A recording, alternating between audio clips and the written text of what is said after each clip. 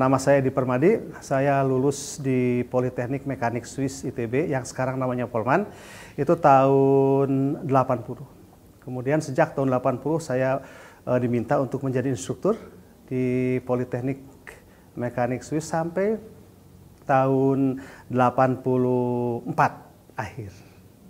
Dan selanjutnya saya ditugaskan oleh sekolah untuk belajar dalam rangka membuka jurusan baru, jurusan pengecoran logam.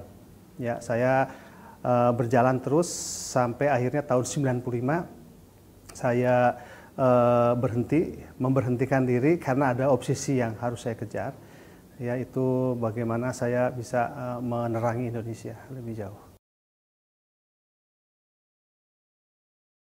Ya, ada yang menarik yang saya dapatkan di Politeknik ketika itu, di mana selain saya juga mengajar, saya juga diberikan tugas untuk melayani industri. Ya, agar siswa di Politeknik, karena saat itu ada yang namanya dual system atau sistem ganda. Siswa itu sedapat mungkin juga banyak mendapatkan pekerjaan karena prakteknya 70% saat itu. Jadi mendapatkan pekerjaan latihan yang otentik yang sekarang menjadi masalah di industri. Nah, itu menarik bagi saya sehingga saya mencoba untuk menyambungkan antara pendidikan dan juga industri. Nah, pola yang saya lakukan saat itu bagaimana Politeknik menjadi solusi untuk industri. Apa saja yang kita lakukan? Kita mencoba mencari masalah, akar masalah yang ada di industri, terutama dalam ilmu logam yang saya kuasai, itu bagaimana membuat bahan-bahan yang baik. Ternyata ketika hasil atau produk dari Politeknik atau Polman ini bisa dipakai oleh masyarakat menjadi solusi, itu ternyata orderan saat itu menjadi sangat besar.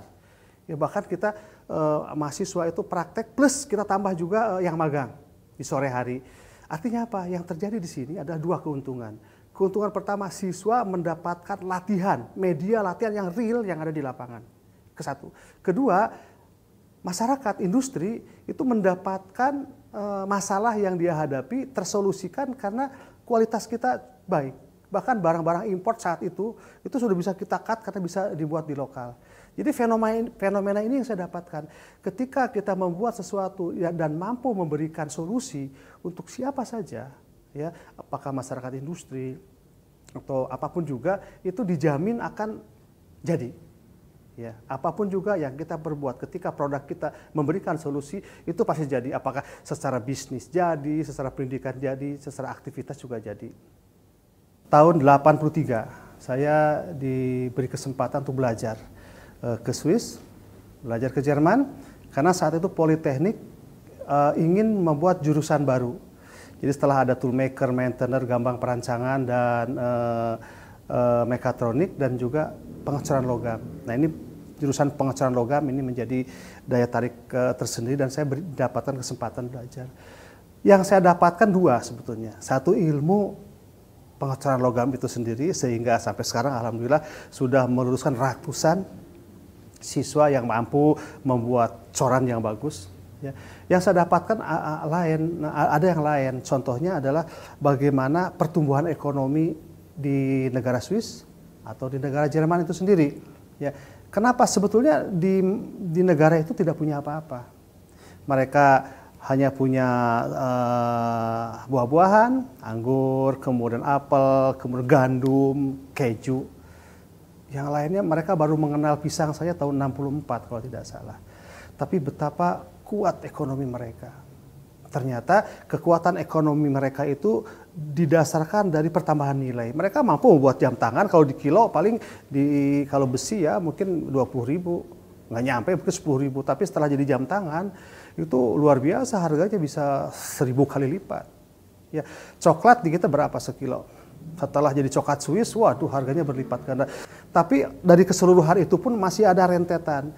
Ternyata revolusi industri yang ada di Swiss ataupun di Eropa secara umum itu dimulainya karena ditemukannya energi. Dengan energi, contoh tenaga uap, dia bisa menggerakkan barang antar kota menjadi lebih singkat. Dengan tenaga uap dia bisa mengolah apapun juga menjadi lebih cepat. Ya, jadi Sehingga penghargaan mereka terhadap energi itu dibangunkanlah museum energi di Zurich. Itu ada museum energi dari mulai kincir yang paling sederhana sampai ke yang paling modern, itu pun ada di sana. Betapa mereka menghargai energi, sehingga ini menjadi obsesi saya. Bagaimana ketika saya pulang ke Indonesia, itu saya harus mampu mengembangkan energi untuk bangsa lah, secara idealnya bangsa ya. Tapi bagaimanapun juga saya berada di Politeknik, saya harus melaksanakan tugas saya sebagai instruktur untuk mendidik anak-anak didik kita menjadi anak-anak yang hebat. Caranya bagaimana tadi? Bagaimana menjembatani masalah di industri dengan perguruan tinggi. Dan kami berhasil menggait industri-industri supaya order ke Politeknik, dan akibatnya apa? Kita mendapatkan pekerjaan yang memang susah saat itu. Tapi siswa kita menjadi hebat kan, karena sering mengerjakan susah, dan itu bertahan sampai tahun 95. Dan akhirnya dengan pengalaman itu, keyakinan saya tahun 95 saya harus betul-betul bergerak dalam dunia industri. Dalam hal ini energi, saya mulai merintis. Memang saya tidak punya ilmu bagaimana membuat pembangkit listrik tenaga air, tidak punya ilmu, tapi saya bisa membuat karena saya lulusan Politeknik. Nah, waktu berjalan tertatih-tatih, pas tahun 96-97 krisis moneter ya saya hadapi dengan apa adanya, repot memang. Tapi entah bagaimana energi saya untuk ke dunia energi itu makin kuat di dalam diri. Akhirnya saya dipertemukan dengan seseorang yang memang dia ahli dalam mikrohidro. Dan saya membuat mikrohidro tidak dari nol lagi. Saya membuat mikrohidro dari pengalaman yang sudah teknologi lah udah yang terbaik, dan itu saya dapatkan. Bahkan saya dapat license bagaimana membuat mikrohidro. Ternyata solusi ini dampaknya luar biasa. Produk kami di Cianjuang Inti Teknik, dalam hal ini saya berwirausaha dengan bendera Cianjuang Inti Teknik. Setelah saya menyatakan diri berhenti dari Politeknik, itu luar biasa. Ini dari Sabang sampai Merauke, di Asia, sampai kita juga mendapatkan orderan ke Eropa. Memasang turbin kan juga bukan sesuatu yang sederhana dengan begitu saja. Ini karena teknologi kita sudah diakui. Nah, jadi saya lihat ketika kita mempunyai sesuatu yang mampu memberikan solusi kepada siapapun juga, secara bisnis otomatis akan jalan.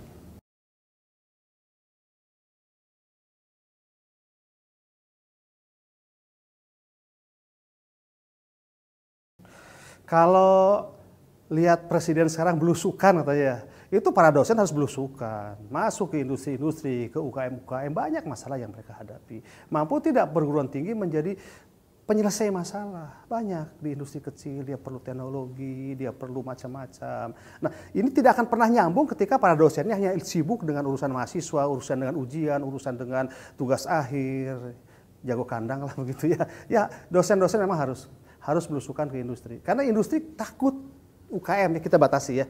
Kalau industri besar kayak Astra kayak gitu udah mereka mainnya dengan perguruan tinggi besar. Tapi UKM yang paling banyak jumlahnya menyerap lapangan pekerjaan di UKM.